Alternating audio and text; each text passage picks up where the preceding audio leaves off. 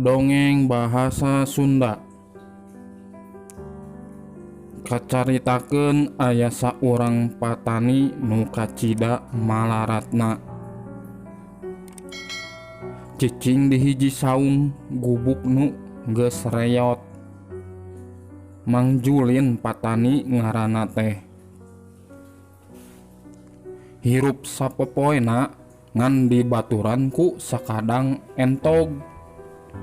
Hiji-hijina Mang Julin kacida nyaaheunana ka eta sakadang entog teh. Bubuhan manehna mah teu boga dulur baraya, malih garwa mah. Hiji poe manehna indit ka sawah. Isuk-isuk pisan manehna geus indit. Kabeneran dititah ku juragan lurah pikeun ngabinihan sawahna.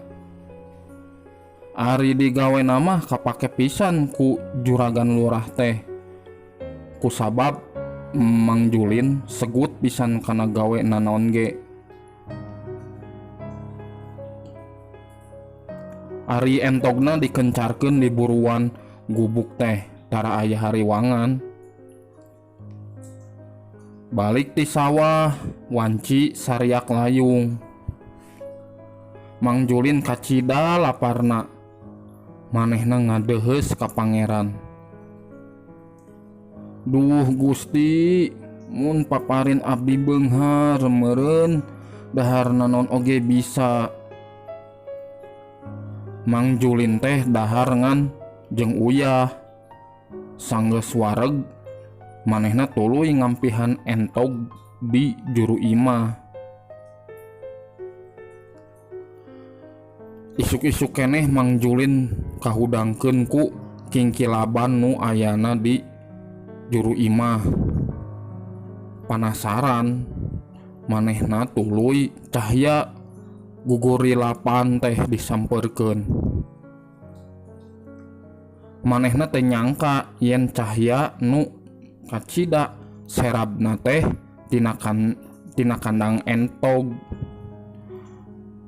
Sing horeng teh entogna endogan, endogna endog emas.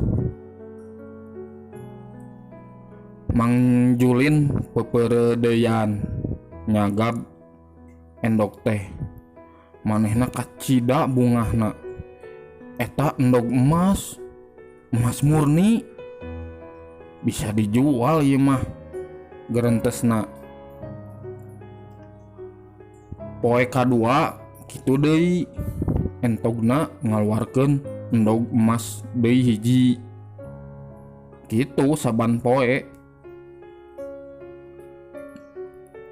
Sakadang entog teh endogan endog emas hiji. Nya puguh Mang Julin teh jadi beunghar. Manehna geus boga sawah sorangan, imah gedong, balong, ternak entog, jeung harta liana nu mucekil. Entog teh nyaan mawa rejeki keur Mang Julin. Hiji poe Mang Julin ngarasa capek mun kudu unggal poe ngadatangan kandang entog pikeun mawa endog emas. Pira hiji teh Mang Julin sasadiaan bedog keur ngableh entog. Ngarah emasna kabeh kaluar.